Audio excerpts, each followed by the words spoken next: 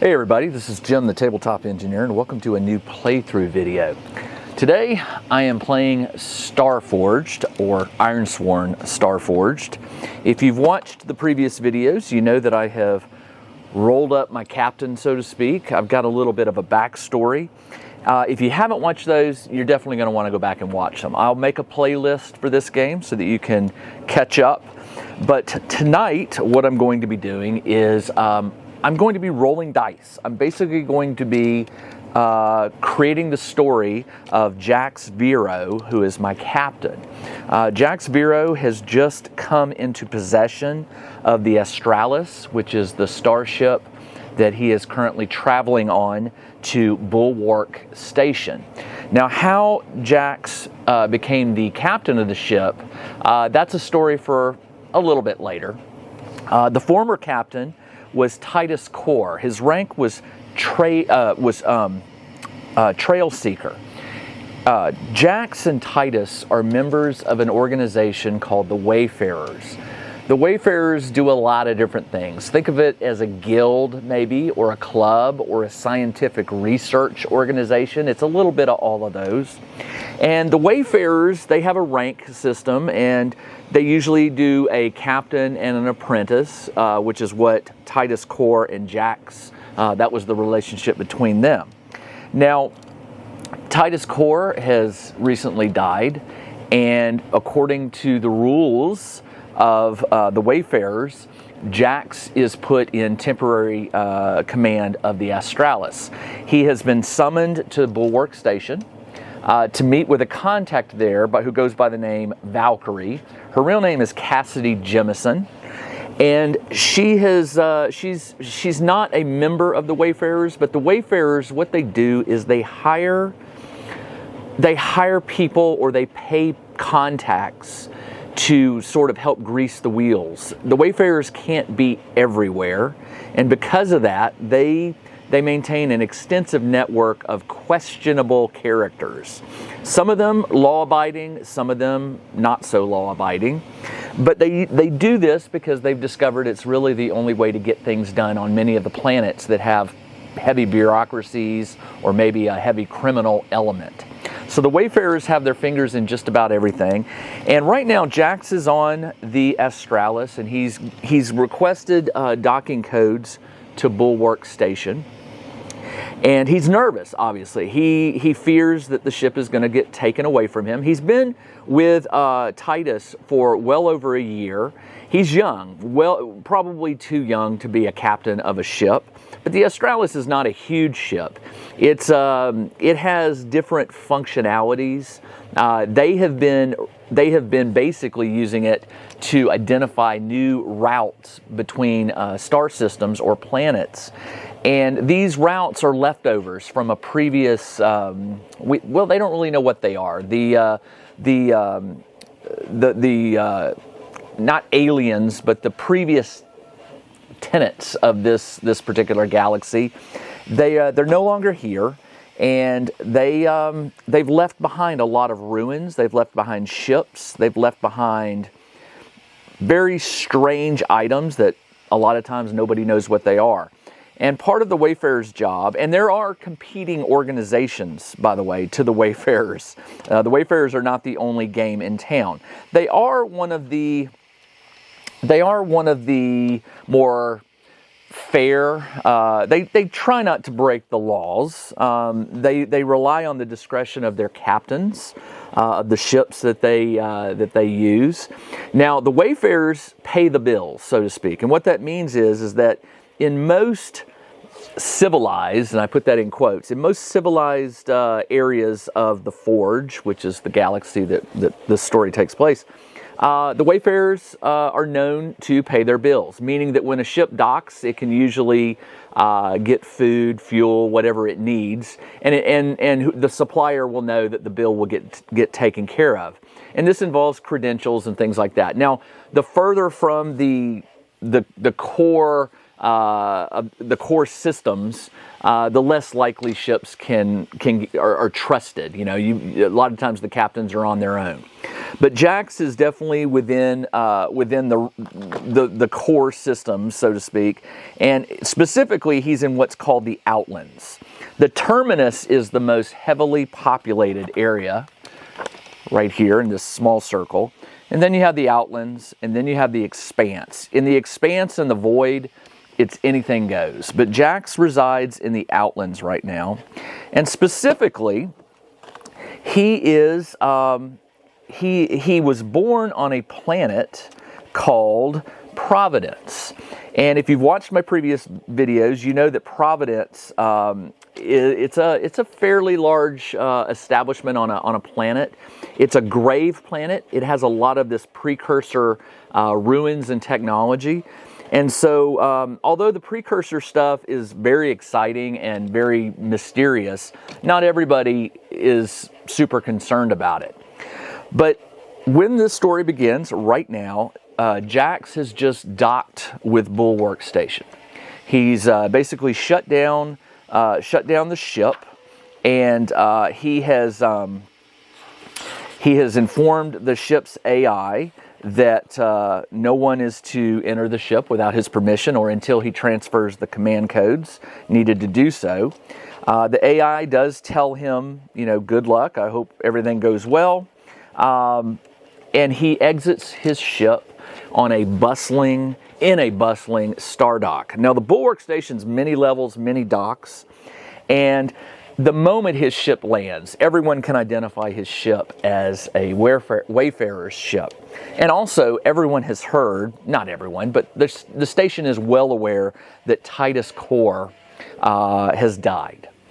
And so, as he gets off the ship, he catches glances. He gets nods from other ship captains. They know who he is, and they acknowledge that he may be heading to a meeting where he is going to lose the ship and be sent to apprentice with someone else. Now, the wayfarers aren't always greeted, with kindness by other spacers, and so as he's walking to this meeting with Cassidy, he's going to have an encounter. And the way this works now, as I learn this game, you're going to have to bear with me as I do things. I learn how to make the moves and things like that.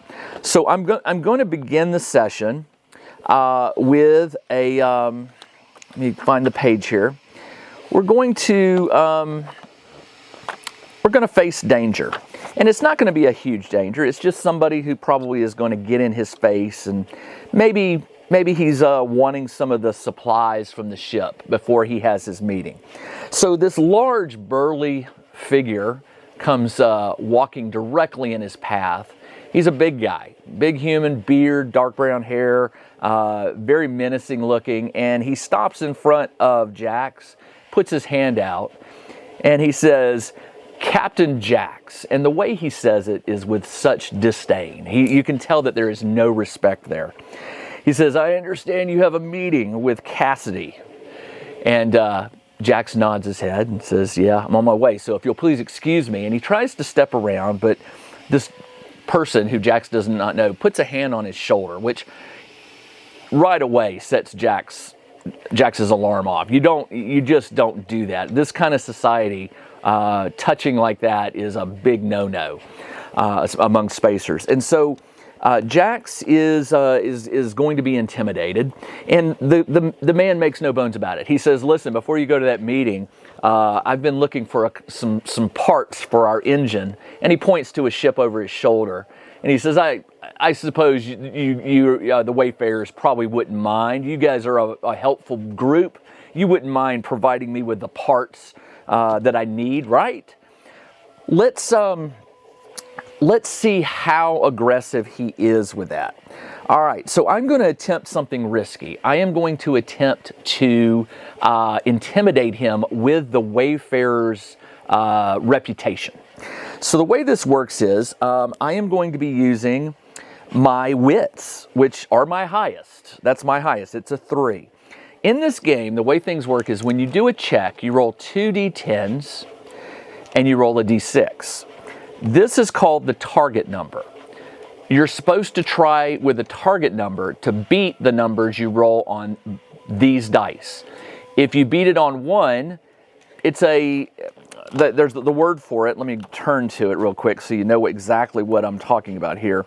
When you roll 1 hit, two, if you beat it both, if the d6 beats both numbers, that is called a strong hit. If it only beats 1, that's a weak hit. And if it doesn't beat both, you miss. And a miss is bad. Now you can add things to the roll, to the d6 roll. In this case, you can add the stat that you're using.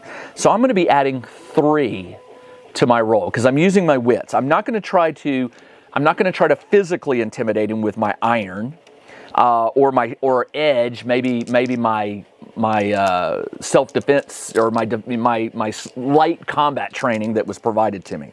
So what I'm going to do is I'm going to roll these dice, and I am hoping to roll the d6 plus 3 higher than the 2 d10s. So I rolled a 4, and if I add my 3, that's a 7. The 7 beats the 6, but it does not beat the 8. So I have a weak hit. Your action score beats only one of the challenges. You succeed with a cost or lesser effect. So what I just did, and let me turn back to that page. What I just did was I rolled what's called a move. In the game, this is called a move. There are a limited number of, well, you can do anything, but there are a limited number of defined moves in this game. So what I did was I did a move called Face Danger. And it tells me on a strong hit, on a weak hit, on a miss, what I should do. And it says on a weak hit, you succeed, but not without a cost. Make a suffer move at -1. So a suffer move, let me see how I do that. That is, the moves are broken down by type. So if you come here, and you'll see session moves, adventure moves, quest moves. I just did what's called an adventure move. I faced danger. It's telling me to do a suffer move on page 18. And these are just moves that are in the book, but this is like a reference book. So I am going to do it just says do a suffer move. Now there's various ones I could do. I could do endure harm, lose momentum, endure stress, companion takes a hit, withstand damage, sacrifice resources. But basically what I did was I just looked at him and I said, I don't think the Wayfarers would take kindly to one of their ships being pillaged so soon after its captain died. I think that the better solution might be to wait to see who the new captain of the ship is and ask that person. Because it might not be me, and I can't vouch for the new captain on how he might feel about it, but I know how I would feel. Now, I was sort of successful. I think it got through to him, but I'm going to take some stress for that. Standing up for myself was a little bit of stress. When you face mental strain, which is what I did, shock, you suffer -1 spirit for minor stress, -2 for serious stress, or -3 for major stress. So let's do this.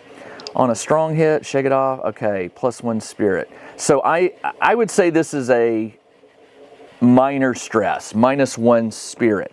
So right down here, I have a tracking number of spirit, health, and supplies. My spirit is now 4, and these numbers will be used in some cases in other move rolls. It might say to add your spirit value or your health value. So when these things are dropping, that's usually not a good thing. All right, so I just took -1 spirit, but I have to make another check. And in this case, I am going to, if your spirit is 0, lose momentum.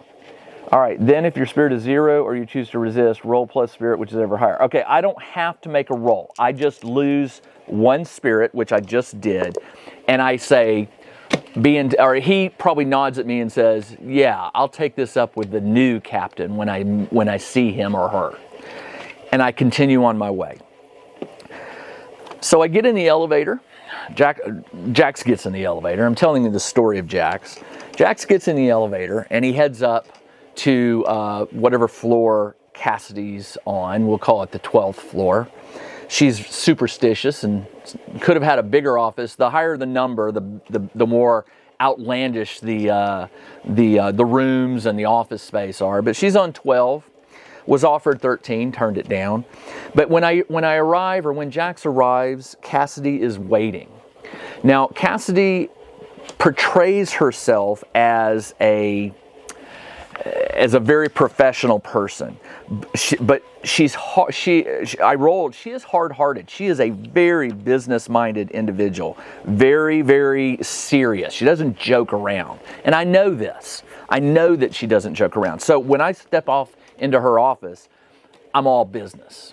Now, what's interesting is right now, I immediately recognize the other man in the room. He is a Wayfarer representative, and he, I can't remember his name, but I try to remember it. And what I'm going to do is I'm going to roll on the name chart, and if I can remember where that is, I'm going to come up with his name. So sometimes what you want to do is use what's called the oracles. The oracles are random tables in the back of the book that can provide you with some answers. And the oracles, there's a bunch of them. So there's action, theme, descriptor. There's one in here for names. And I'm going to find it real quick and roll up this person's name. Settlement names, starship names, and character names. So let's roll up who this individual is. First thing I'm going to do is I'm going to roll a D100 for my initial take. I recognize him and I remember him. 16 is armored. This man is made for business. You can tell he's seen combat. He's got some scars on his hands and face. He's wearing clothing that hides, I recognize the clothing as being somewhat protective from some energy weapons and things. So he is armored, but not in an intimidating way. Right now, he looks like he needs something. He's got a look on his face like he's in deep thought. He may not be present at this meeting. Something else is bothering him. And for the Wayfarers, he is serving as, well, I know him as a scholar, but he's also a business or one of the administrators. And I know him as someone who fights injustice. I just rolled on 4 different charts to develop his character. His reputation in the Wayfarers is he fights injustice. So I'm not quite sure why he is here. Let's roll for his name. His name is Kira Sedano. Kira Sedano. And he is with the Wayfarers. And when he sees me come in, he takes over the meeting. He points to the chair next to him. That would normally be Cassidy's job, but he has already taken that and indicated I should have a seat. So I'm a bit nervous. I look at him, I look at her. I can tell she's sort of irritated by the breach of protocol. And I take a seat, and both of us are angled towards each other, but we're also facing Cassidy. Kira nods at me and says, Wanderer Vero. Wanderer is my rank in the organization. He says, Wanderer Vero, you know me. My name is Kira Sedano. I am here on behalf of the Wayfarers to assist you with the Astralis. We are aware of the incident that happened with Trailseeker Corps, and we understand that the command codes have been transferred to you for the ship, and we do appreciate you bringing the ship back in one piece and just managing the ship while we arranged this meeting. Cassidy interrupts him. She says, listen, I thought you were here to help me. Titus Core and Jax here have been helping me with what I need done. Are you gonna? Let's call it as we see it. Are you here to pull this ship and his assistants away from me? Am I going to have to look for someone else to rely on in this miserable orbital? Kira puts his hand up and he says, Mrs. Jemison, he says, may I first assure you that we are not going to leave Bulwark Station without a Wayfarer representative. As a matter of fact, the reason I'm here is twofold. First, we are aware of a certain job that has fallen into your purview that you are currently looking for someone to take over. And it just so happens that the ship and Wanderer Jax here are no longer needed for the last duty that they were assigned to, which was to find a new route. They found, if I can show you the map, there was one known route between Bulwark and Providence. Trailseeker Core and I, we found this new path that leads out, which is going to expand, hopefully, Providence, Bulwark, and Glimmer Station. It will expand the opportunities and resources that can maybe find their way back this way. But where this route goes, we're not 100% certain yet. So Kira assures her, we're not removing the ship from this sector. And this sector, by the way, is called the Ashen Rest sector. He turns to me and he says, Jax, he says, you probably understand, we as the Wayfarers, we view you as a valued employee. You're also a little inexperienced. However, he can read my face. He says, however, you are the most experienced with the Astralis. You know the ship because the notes that Trailseeker Core provided to us, the reports he provided tell us that you know every inch of this ship, including its valuable workshop. He says, for this reason, we are going to promote you. And in the Wayfarers, from Wanderer, they have 3 classes, Class 1, Class 2, Class 3, and then you become a Trail Seeker. He says you are no longer Class 1, you are a Wanderer Class 2. And if you manage to pull off a certain job that we would like you to perform quickly and quietly, there will probably be a full promotion to full Trail Seeker.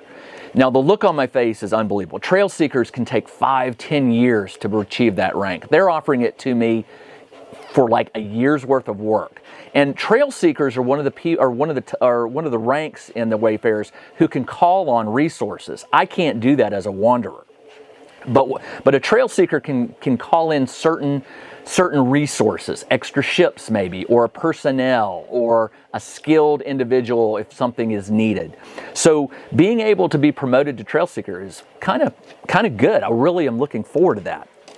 So I kind of smile, but then I take a quick look at Cassidy, and she's smiling too. She's not smiling because of my promotion. She's smiling because she doesn't want to lose the Wayfarers in this sector. This sector is, now if you get into the core, you could have dozens of Wayfarer ships on every planet.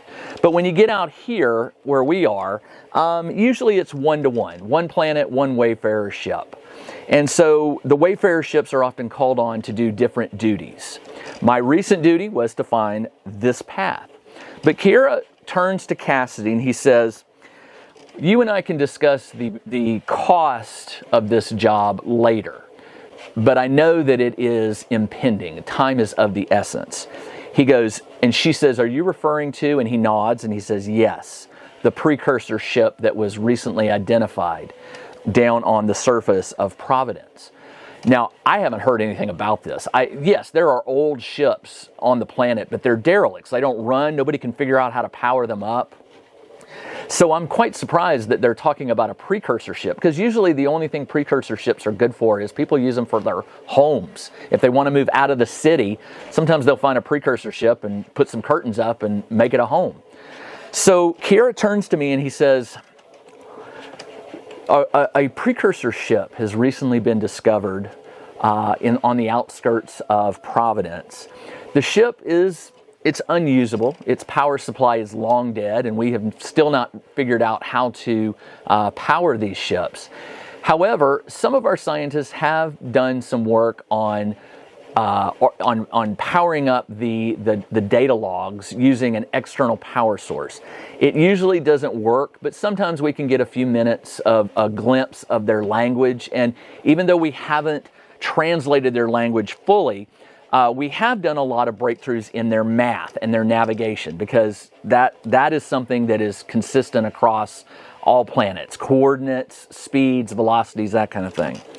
He says one of the pieces of information they were able to obtain from this ship, we believe it corresponds to something. We don't know what, but it is out in the distance, away from Providence, not close by. But the records indicate that they dropped something there that was to remain as a permanent fixture. We don't know if it's a device, but the math basically says that it is station keeping. It will remain at a certain point in space for as long as, well, we don't know how long. It's very possible. We don't know how long the precursors have been gone. We know it's thousands and thousands of years, so this object may have run out of power. It may have floated. It may be destroyed. It could have been hit by an asteroid. We don't know. What we do know is we need somebody to go out there and investigate and see what it is. And you will come back and report this to Mrs. Jemison. She corrects him. She goes, "It's Valkyrie." Kira says, "You will come back and report your findings to Valkyrie, who will then bring that information to the Wayfarers through some other channels." We don't want this news getting out just yet. This information is very private, and Valkyrie, we appreciate your discretion here in not sharing this with too many people. And she says, "Well, if you're willing to take it on, I won't have to farm it out to one of those other questionable captains out there." And she glares at me and she says, "But this one's an important one. Precursor ships, if we could figure out more about the precursors, that has value to me, and you better not mess this up." Kira puts a hand on my shoulder and says, "Valkyrie, I have full faith in Jax Vero, in Wanderer Class 2 Jax Vero. I believe he's going to be able to handle this mission, and I believe that he will bring back the information that we need, or he'll come back and tell us that what we need is no longer there." He looks at me and he says, "Good enough?" And I'm still shocked. I'm still captain of the Astralis, and he says, "You are still captain of the Astralis. She's a great little ship. Please keep her in good condition. Learn everything you can about continuing to run that ship. Trail Seeker Corps speaks very highly of you, or spoke very highly of you, and we have no doubt you'll be able to do this job for us." He says, "When you get back to your ship, the information you need we will transfer it to the ship's AI, and you will have all you need. And we'd like you to go as soon as you can." And I nod, knowing that I have some business I want to attend on Bulwark Station. There are friends I've made, and maybe I want to buy some new shirts, whatever.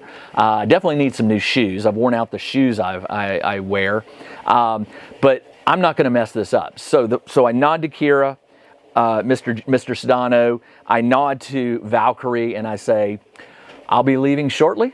I will let you know exactly what I find, and at my discretion, I will not mention this to a soul." Kira stands, he shakes my hand, he nods at Valkyrie, and he says, "I'll leave you. I've got some more communications I need to do before I leave Bulwark Station," which surprises me.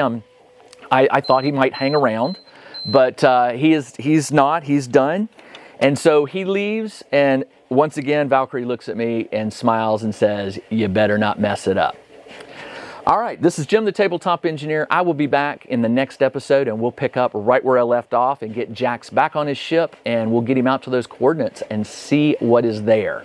I hope you'll join me on the next episode. Until then, everybody, take care. Check out the new RPG and Wargame newsletter. Each week, the Tabletop Engineer shares news, products, Kickstarters, and much more related to the gaming hobby. It's free to subscribe, so check out the link in the video description below to sign up.